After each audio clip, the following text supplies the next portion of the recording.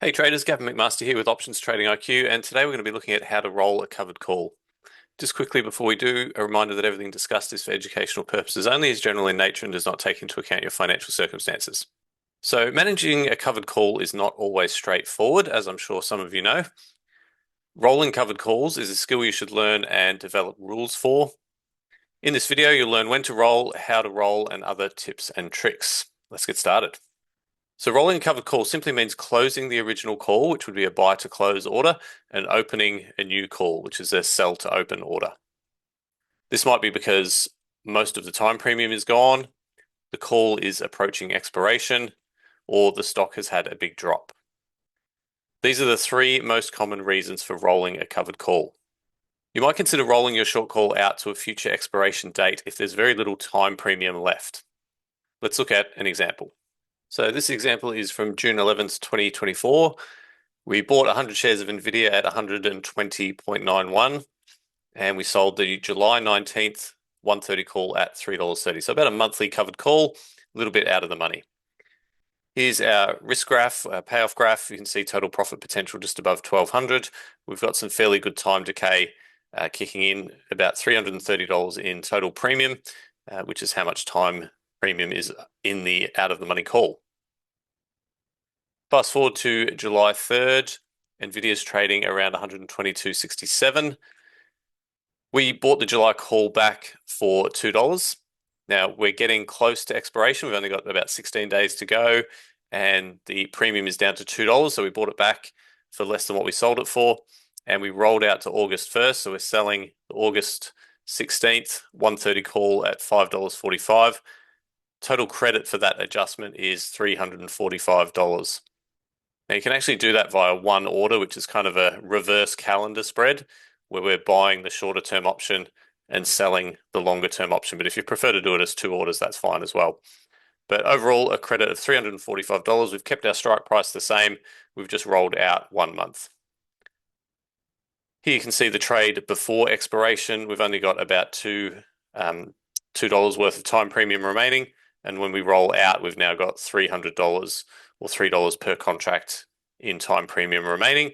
We've actually increased our potential profit from about 1,200 up to close to 1,600. So if we look at that on the next graph, you can kind of see here the before and after. Total profit potential about 1,250. After we've made the adjustment, about 1,650. Our break-even price is also reduced. Here we're at about 117. Now we've reduced it down to about 114. So we've reduced our break-even price, we've generated more premium, and we've given ourselves some more profit potential in the trade. The next example is rolling down in price. You might consider rolling your short call down if the stock price has suffered a drop in price. Let's look at an example. So here, July 3rd, 2024, we had a covered call on VRT. Stock was trading at 93.42.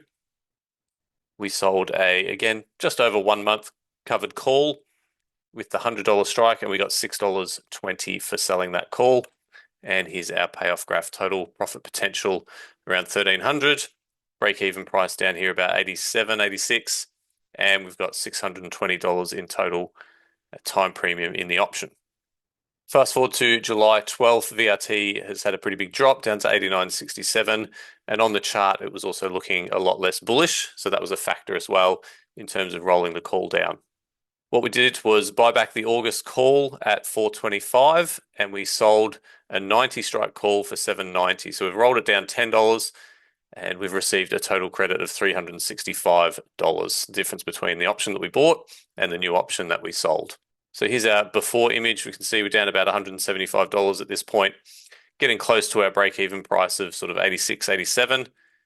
And then after we've rolled down, we've reduced our profit potential, but we've given ourselves a bit more time premium, and we've reduced our break-even price down to about 83.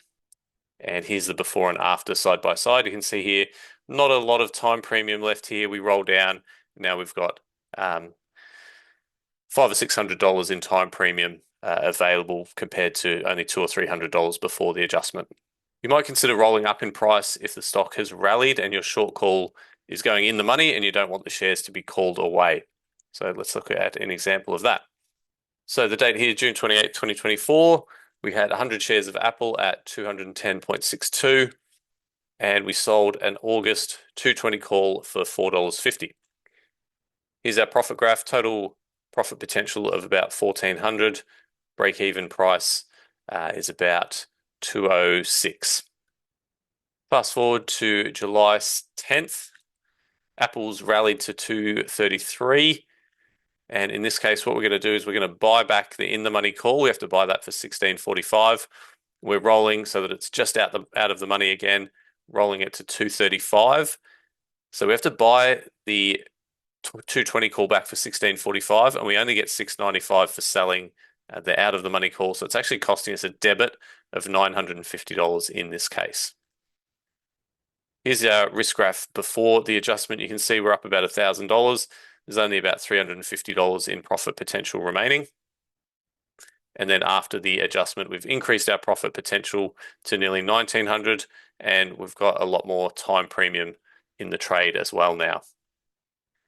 You can see here's our before and after. You can see here we've got about $350 in time premium. Now we've got about $550, maybe $650.